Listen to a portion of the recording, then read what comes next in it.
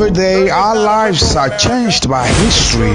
We are one people, all of us. Leaders, politics, nobody's ambition is what they blood. I have fought very firmly. natural occurrence, war, and the world economy.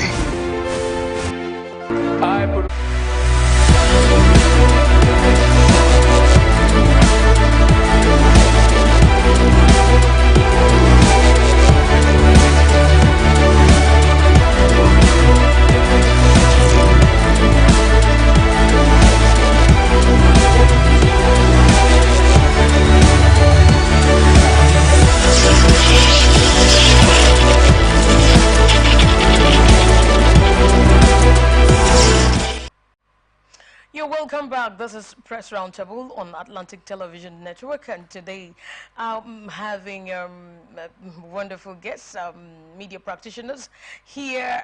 He is also in the print media, Egufe Yafubori. He's a media practitioner. You're welcome. Thank you very much, and thanks for having me again. Thank you so very much. I'm so glad you're here today. Joby has said that Nigeria records more road crashes than other countries.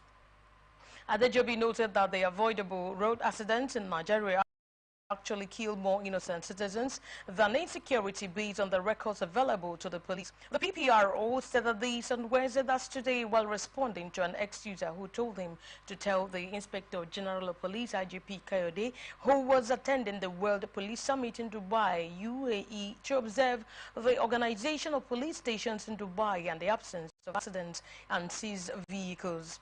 Now, in his response, Adejobi wrote, "Station, the citizens comply and respect the law in Dubai. Many of us in Nigeria," he said, "deliberately disregard and disobey the law.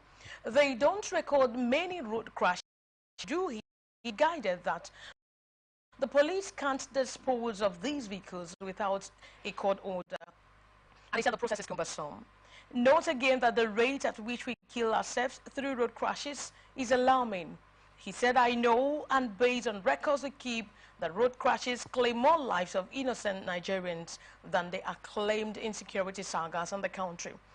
The PPRO added that he will later release statistics that will reveal the rate at which Nigerians die in road crashes. He wrote, "I will soon release the figures, and you can see how we lose innocent Nigerians to road crashes. Road crashes happen everywhere, but we record avoidable crashes in Nigeria more than any other country because we are often reckless on the road. We drive without licenses and deliberately violate traffic laws." And he said, "I lost 2 people to a reckless crash in a day, his dad and his Olori, just because a commercial car drove against the traffic along Ibadan-Ife Road at Bongan Junction in Osun State." Okay, now that's, I don't know if you've really gotten the stories. I'm just coming to you. First of all, Egufe. The Nigerian police, PPRO, just said that the road crashes kill more Nigerians than insecurity, and of course, you know what is happening in the Nigeria today. They said it is only the road crashes that kills more of Nigerians. So when I said, I was just reading, and I was just going through the stories, and I was like, how will anyone come to say, maybe because is there any statistics, is there any figure that could say, okay, that this is the number of insecurity, we've lost people in the insecurity, about 2,000 persons in 1 week, and then in, let me just say, 3,000 in road crashes. Do you understand? So I think he's trying to compare the road. What do you have to say about this? But let me even start with the attitude of state actors towards addressing public issues. Look at the way he even came up with the issue itself. He has made a conclusion. That conclusion should be based on findings or researches he has carried out. But look at how it ended. He has not even released the figures. He's waiting for another time to release the figures. Elsewhere, the person would have been speaking with the facts to release the figures. And that speaks to one thing, that when we speak of public issues as public institutions, especially state actors, we try to be very selective with the issues. He tried to make comparison between Nigeria and Dubai. And then you look at the issue he was raising, he's just jumping to conclusion. look at the road network in Dubai and the road network in Nigeria. Are they the same? So you would expect, aside people driving against traffic and all that, you would expect that there will be less accidents in Dubai because the road network is so smooth. Here you drive a kilometer, you are into pothole. Why do people even run against traffic? They run against traffic probably because the road is bad, the other side is clogged, people are rushing and all that. But let me also just say that when he said people die more through road crashes and insecurity, I try to say that his own contents of insecurity is even subjective because there is a relationship to some extent between those road crashes and the insecurity. When the condition of the road is so bad, you are seeing a lot of people. The condition of our road has become a source of insecurity in itself in this country. Because when the condition of roads are so bad and you are running against on that road, there's the likelihood that you run into accident. And most times you're running on a road that is bad and you've traveled that road for long and you don't understand the nature of the road so well and you are speeding. We've seen a lot of people die on that situation. We've also seen that because of the nature of our road too, they become prone to the kind of insecurity he's talking about. When he said insecurity, he was probably being specific about armed violence against people, either armed robber attacking you, assassins, killing, or people fighting and all that. But they even have a relationship with the accident we have. We have seen a lot of people who are pursued by armed gangs on bad roads, and they get involved in that. We've even seen police pursuing people, either for violating traffic rules or they are chasing suspects, and then they crash into. And in those instances, once it happens, they will just drive out of the place and leave the people to suffer. So it is not about locating the problem. It is about bringing in solution. When you say people drive more... that means you're actually saying that there is no need for comparison. There is no need for comparison, like comparing us in Dubai. And if they have to compare us to Dubai, they have to put in proper infrastructure on the road. He's not being fair with that comparison because he's talking about people drive where people because it's a very well-structured economy. Yes, the infrastructure, the road infrastructures are structured such that you are driving on a third smooth road.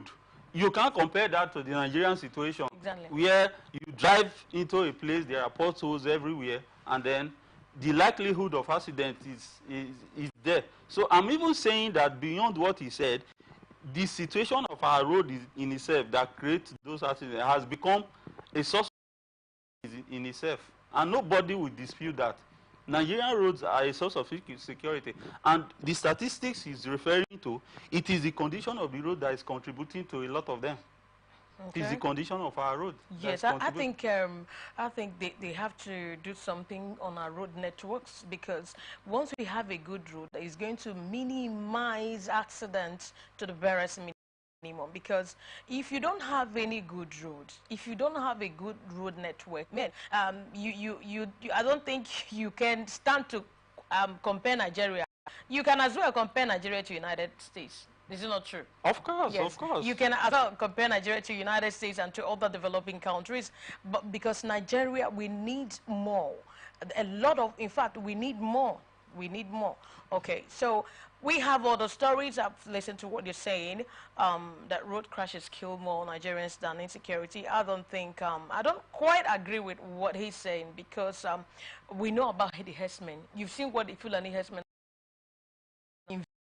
invaders, and they like in Benue State, they mentioned 2 communities that they invaded and killed them. They kill the mother, they kill the children, they abduct them. If they're not saying it, that road crash is accident, so we need the figures. Does he have the statistics? He's telling you that he needs another day to bring the statistics. Then why bring out the issue when you don't have the statistics? Exactly, facts and figures. Yes, when you analytically presented. Yes, because if you don't present it, I think it's going to create a doubt in the average Nigerians. Even a person of ordinary prudence will know that, man, what are you saying? What are you telling us? Do you have any figure? Do you have any statistics to tell us that Nigeria, we die on the road crashes more compared to this, the herdsmen, the insecurity? It's not just only going to house to house, going from house to house, shooting guns and killing people that you now say, okay, that's when you have to compare it. No. But in its entirety, you know, in its entirety. Of course, of course. For me, it was an attention-seeking statement he made. So. He just needed the attention. Otherwise, I'm not impressed with what he has said. Okay, let's just look at what the House of Rep has to say. The House of Representatives today resolved to put in place modalities for the payment of living wages to Nigerian workers. The resolution of the lawmakers followed the adoption of a motion during a plenary session moved by Minority Leader of the House, Kingsley Chinda, and 39 others, leading the debate on the motion titled Needs to Provide Living Wage for Workers in Nigeria. Deputy Minority Leader of the House, Aliyu Madaki, said the rising rate of inflation in the country had made it difficult for the average Nigerian to afford basic needs, including food, water, house and education, healthcare, transportation, clothing, among others. According to him, the rising inflationary rate in the country has also had a negative effect on the cost of living, with the cost of food, accommodation, education and transportation skyrocketing. Now let's look at relying on Article 23 of the United Nations Universal Declaration of Human Rights, which provides that every individual who works has the right to just and favorable remuneration to ensure such a person and his or her family exists in dignity. Manaki argued that a new and improved wage for the Nigerian workers has become necessary. The lawmaker also argued that Nigeria, being a member of the United Nations and a subscriber to the Sustainable Development Goals number 17, which requires the payment of a living wage, should brace up and do the needful for her workers. Now, following the removal of the fuel subsidy by the federal government in May 2023 and the provisions of palliatives to cushion the effects, the rise in transportation costs and food prices has led to calls for a new wage by the organized labor and other concerned Nigerians. I don't know if you listened to the stories about government reps to ensure improved wages for workers. How do you think they can achieve this? Well, because they okay. Now imagine what we are experiencing. We have the protest going on. We have the NLC. We have the NLC, right? And they said, oh, we didn't have the agreement. We didn't reach the agreement, but no implementation. Okay, so is it also going to be like that? Or do you think it's going to be feasible? It's something they can achieve? The thing is, if you look at how empty that that debate was, or whatever emotion was, you discover that these people are just trying to play on the intelligence of the common Nigerians. They are just trying to, they study our situation. They know the atmosphere is tense. People are angry. People are hijacking food trucks and all that. And they know that something can give. But they want to tell us what we want to hear. It is common knowledge that Nigerians, they need living wage. And you are talking about public office workers. They need living wage. You don't need to bring a motion or debate it. You don't need any lengthy debate to talk about that one. Everybody is seeing what is happening. Now, what we expected them to do is to determine what is a living wage. That is another thing. Who determines what is a living wage? You see that they evaded that. They won't come out to tell you what is now the living wage. What will they say is the living under current reality? Is it the minimum wage of 30,000 naira, or labor is saying, what is labor asking for? Exactly. Labor is asking for is it 400,000 as minimum wage and all that. So the question is, what the House should be debating is, how do we determine what is living wage? It is not a question of telling us what we already know. Me and you, every Nigerian, know that under the current economic situation, under this hardship, workers need more higher wages to be able to cope. Where you have the minimum wage as 30,000 naira, and it can almost not feed some family for a day. It cannot feed some family for a day. If you look at what they have to do, the size of their family and what they have to do. We are just talking about feeding now. Everybody is concerned about food. What about school fees that need to be paid? Children need to be clothed. People need to put their heads on a shelter. A lot of the people don't own their houses, so you have to pay rent.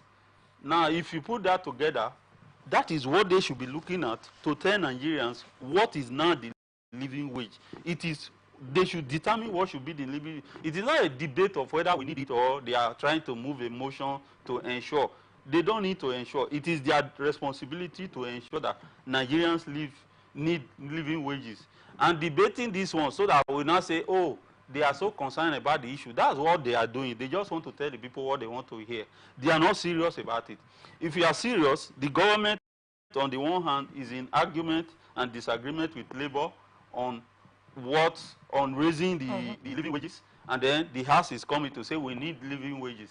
It is pure right for me. It is childish for them to be debating that, to be raising motion. And they fail to also say this is the amount to the workers in Nigeria. That is it now. They can't determine it as it were, because you need to bring a lot of factors into play. You need some of these things, you need to look at them from the point and disposition of the poorest of the poor. You look at it from that level. Even if it is a civil servant or a private sector worker or even an entrepreneur working or trading or having some skills and self-reliant, you need to look at it from their level, and you look at the high cost of everything now, food, goods and services, and then you now come up with what you think is a living wage. Then now the debate on what should not motive appeal, trying to paint the picture that they understand people are suffering and all that, is alive and conscious of what is happening. The debate should be what should be the living wage. That is what they should come up with. And they do not also have to debate it for the entire tenure. They should do it now. It requires urgency. It is one motion or a bill that requires urgency, and they should come up with it. Exactly.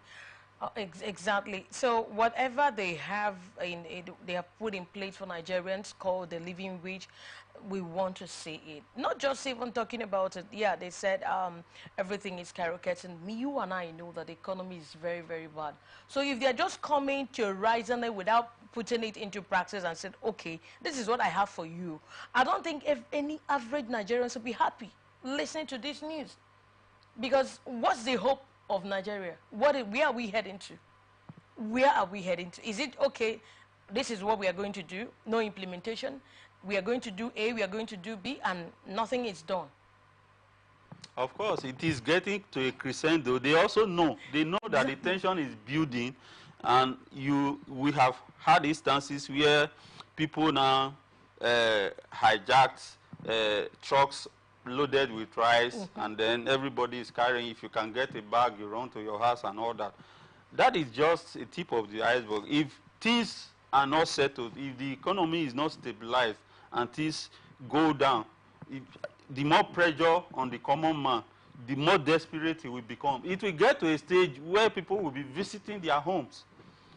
They are not that secured as they think. You put a mopo or two in your building, maybe probably in Abuja, the one you have here, you put there. When the people are hungry, they will come to that place and say they want to get that. You remember when the issue of palliative started? Exactly. You remember what happened with some individuals, some political office holders or past office holders. People went to their homes. You remember the case of, was it Udoma? Or Udoma, studies Cross River, who was a senator, a super senator at the time. People went to his house, they broke in and started moving things out. So they know what is coming. So they throw up all these debates with emotive appeal just to make the people feel good that they mean well. But if they meant well on this motion, the decision should have been what should be the living wage. How do we determine it? Because there's already a structure on ground to come up with living wage, because as labor is putting pressure on government understands that there is need to raise the wages. What they are doing is to come to terms on what the figures should be. If we are already there, then we don't need the National Assembly coming up with whether we want to ensure. No, it has gone past that. What should be the living wage should be the issue. We want to actually know at this point what the living wage you are talking where we are heading to. Well, at this point, I want to also enjoy a little break. When we come back, we take more two stories.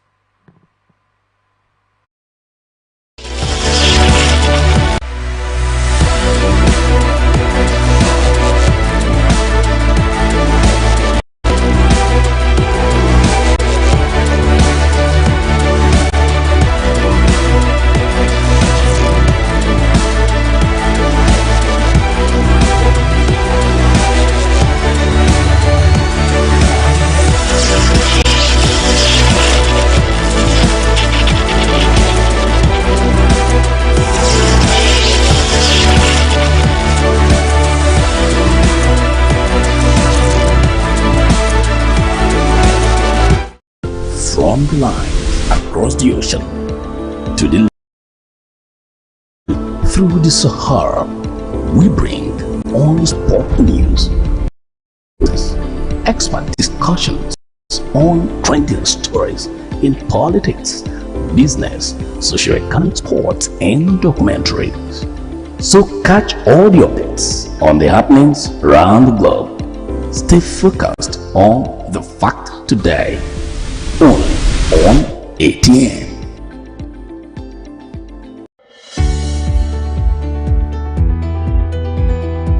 People into the country illegally.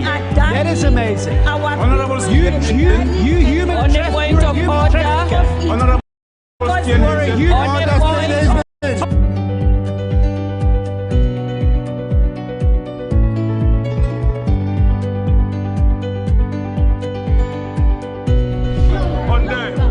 They are not picking our calls. They made up their minds. So no agreement with the EU, but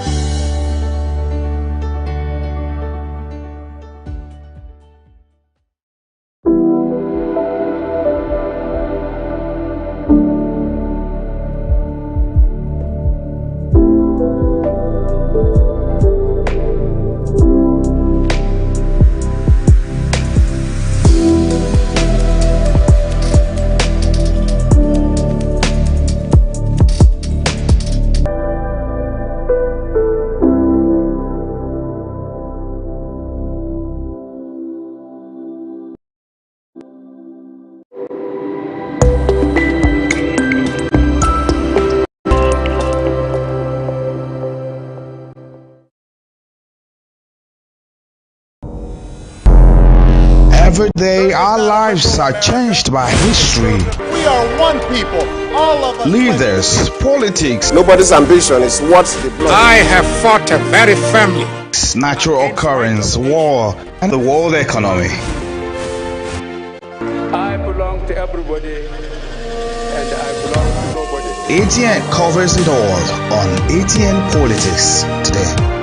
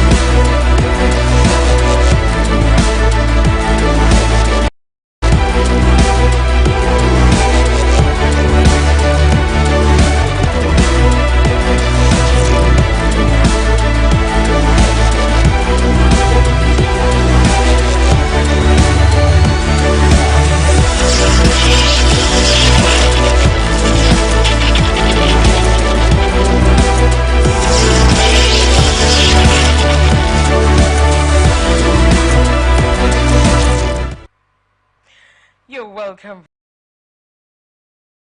This is the Press Roundtable on Atlantic Television Network. My name is Angel Mokoma and I'm here with a very wonderful man.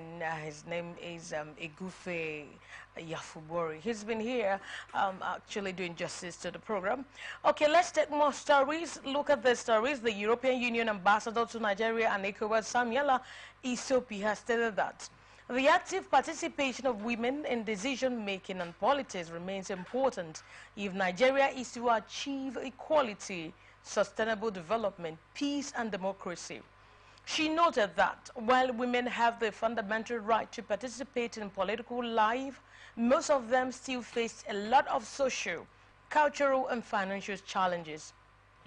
She therefore reminded stakeholders, especially the National Assembly, that the ongoing constitution reform process presents Nigeria with a unique opportunity to join the League of Progressive Nations in promoting gender parity through the adoption framework that discourages discrimination based on gender.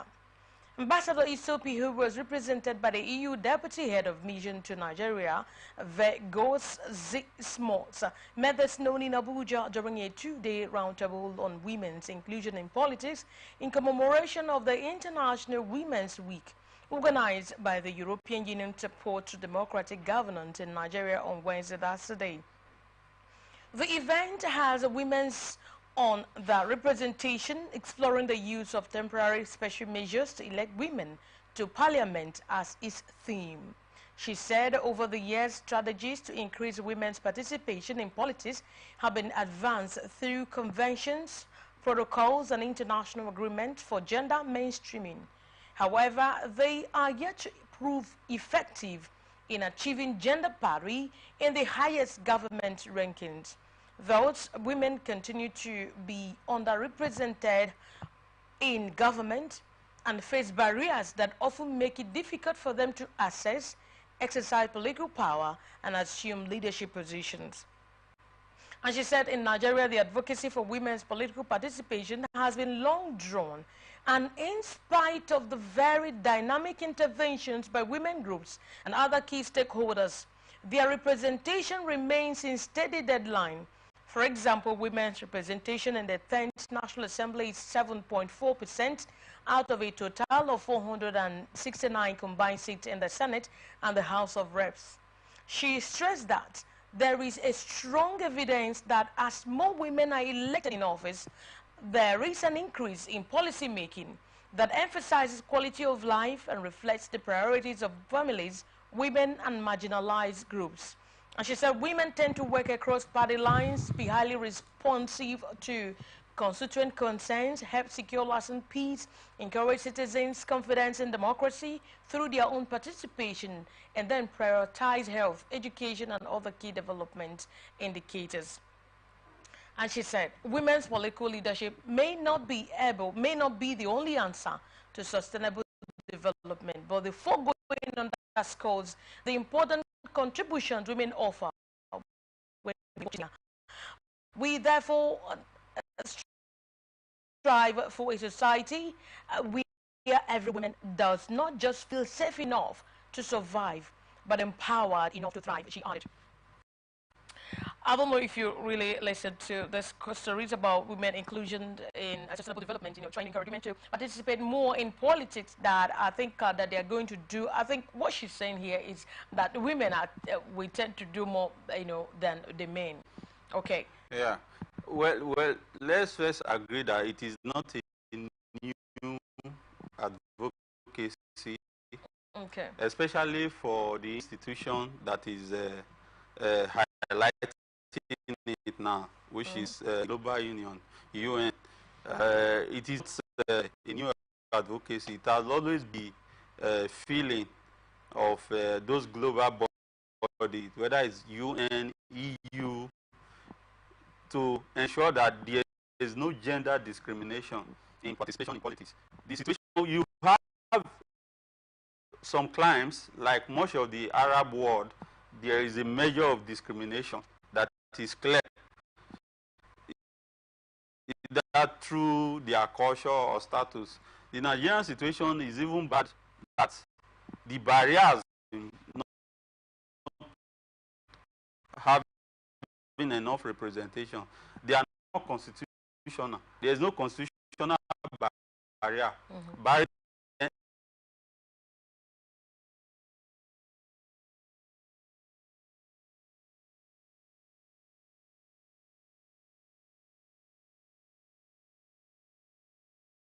be at the background and all that. So that makes it difficult to develop the strategies to correct it, especially in Nigeria, because we must come home now and look at the Nigerian situation. Because she also made reference to our situation where she cited the ratio of male to male participation in the national.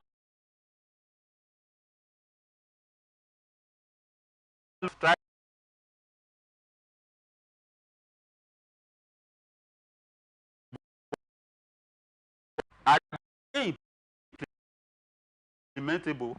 I don't think it is implementable. If you agree, for instance, that there should be a constitution indicating that women must have at least 30% representation, you are already trying to defeat democracy in a way by bringing that, because you are defeating democracy. Democracy is not about gender, it's about who the people wants to vote. So it becomes difficult. So that has been the challenge we face. This cultural and all this constitution. Women, what responsibility puts on women to secure to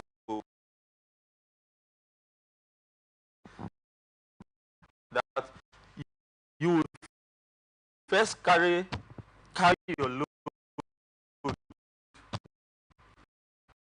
even if the burden is too heavy, before another person will come and say, let me help you to carry it, to relieve you of the weight. So they need to take some of the more radical action. If you look at our population ratio, is often seen that if you remove the youth, the women are more in numbers than men in this country. And people have been wondering, if democracy is a game of numbers, why is it that when women come up to pick tickets, to aspire for offices, it is the same women who will not vote for them. They will go and vote for the men. Either because they are being used by money or other influences, or by their husbands not to vote for them. So they need to come up and take affirmative action, because this thing, I'm thinking that you cannot legislate it. If you legislate it and bring figures into it, you are defeating democracy. Because I will not come and say women, there must be 50, a minimum of 50. That should be my constituency. My senatorial as the aspirants or flag bearers. So the women need to be more radical. They need to hold more advocacy of voting age. In Nigeria, once you're 18 years and above, you can vote. So they are closer to them, boys and girls. They should do more and trust themselves more and begin to support more women to aspire for political offices. And once they can secure the ticket, they should vote for them so that they will come and do it. In River State, we are talking about strategy. The immediate past government also bring some strategy to it, and it worked a little. But here, you from this he insisted that for every local government, the vice chairman must be a woman. And during his time, that was what was implemented, that the vice chairman must be a woman. So every local government ensure that once the flag bearer has been picked, a male, usually a male, as the substitute chairmanship flag bearer, he goes for a female as his running mate. Okay. And that was how you now chairman Rivers State during the time of Wiki, and I think they are still in offices now because we've not conducted another local government election. So from there, you know, luck, will I say luck? Now, a piece of it for some of them. Yeah, you now have one or two men that died. They now became automatic chairman. Exactly. But we are saying that if you be to legislate and you take such action, it is still not in conformity with what this body is also advocating. They want they don't want it to be legally that you have to allocate a space for them. If I can also favor them, you are being sympathetic. It should not be so. The Constitution. Because yes, it should not be so. Because no, it should not be so. Yeah, because they face the same thing. Like, you know, to point out to what the woman said. The woman said that there are a lot of women they face social, cultural, and financial challenges. Them to men whenever they want to contest any position. Yes, so yes. is it only just like what she's saying, only to women that they face only cultural or social, but though no, it is not only to women. But if you look at it, you notice that the pressure is more on them. Yeah, the pressure is more on them because sometimes it even starts from the immediate family. Yes. The husband can say, I don't want you to Nigerian politics is too dirty, it's too dangerous, I don't want you to go into it. So it starts from there. From there, it could go to the family. The extended family can say no. If they want to give you appointment, just take it. Please don't go and contest. These people are wicked. These people are dangerous. They are this and that. So the pressure is more on them. So they need to take more action. I mean, really, they need to take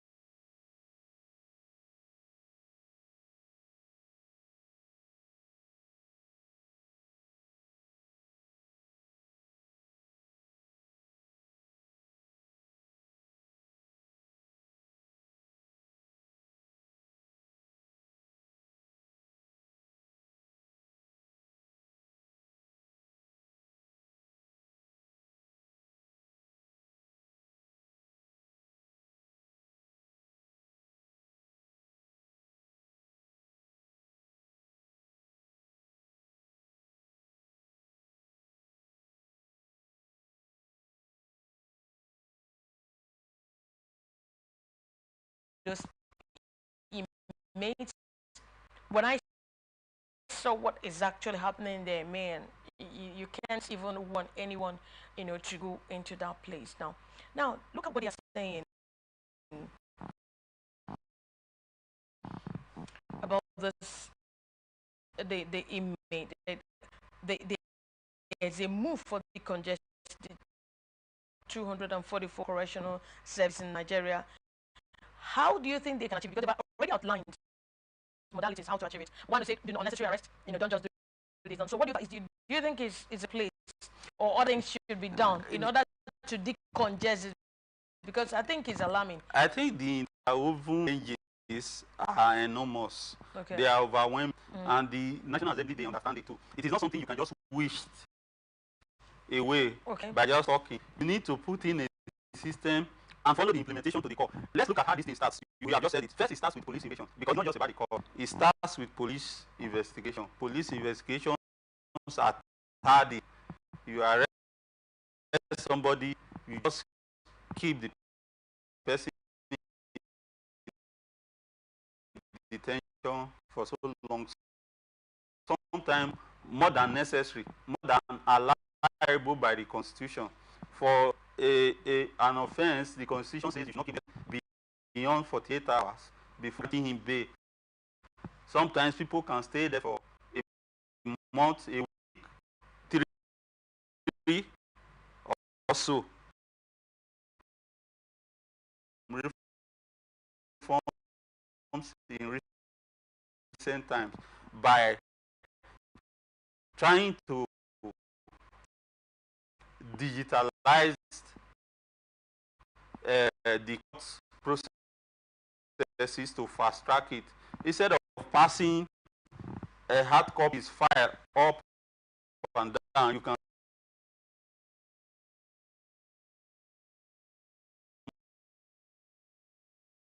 the things they have done. But most of the things they have to do with human personal interest that comes into all these cases, where the police is investigating cases and they don't want to do the needful, they delay, and then from there they get to prison. If they were convicted, exactly, and they have not been to the court, so their case file not been reviewed. Yes, so these are the cases. One of the things, just for lack of time, one of the things they must do is that if you go to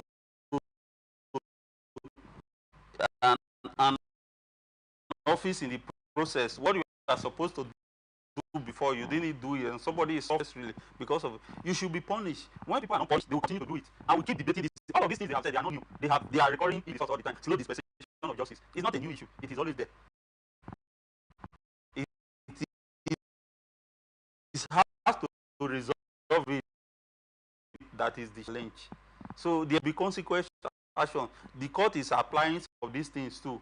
If you file your case within some time and you are jumping on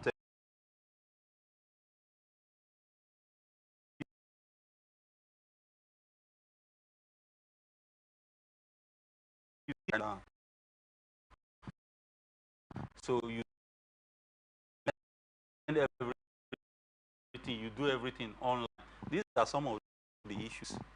Yeah, so they need to do something so that in order to decongest, there's not just saying there's a move for them to decongest correction centers, and they just said it and it's like that. Yes, they will be seen to be taking the action. Exactly. There's a move. Exactly. Okay, that's what we can take today. I want you to please stay connected on Atlantic Television Network socials and follow and like a page on our Twitter, Atlantic TV Net, on our Facebook and on YouTube, Atlantic Network. On Instagram and on TikTok, Atlantic Television Network 1. Also, you can watch us live on our website, atlanticnetwork.tv. On our live on our YouTube and on Facebook, Atlantic Television. ATN Round Press Roundtable. We provide the right narrative in news narration. Now, so Let's Talk is going to come your way now at 8 p.m. while the Global News comes your way at 9 p.m. Peace and unity are the pathways to progress. And I want to thank you so very much for watching. I am Angel Mokoma. I want to thank you so very much for coming. A good faith. Yeah, for worry. Yes, I've been a very wonderful media personality in the print. I read your articles, and when I read your articles, I really fell in love with them. Thank you. The way you structure them. This is the face behind what you read. A good faith. Thank you so very much. We'll do it next time, same time, same station, anytime. All right.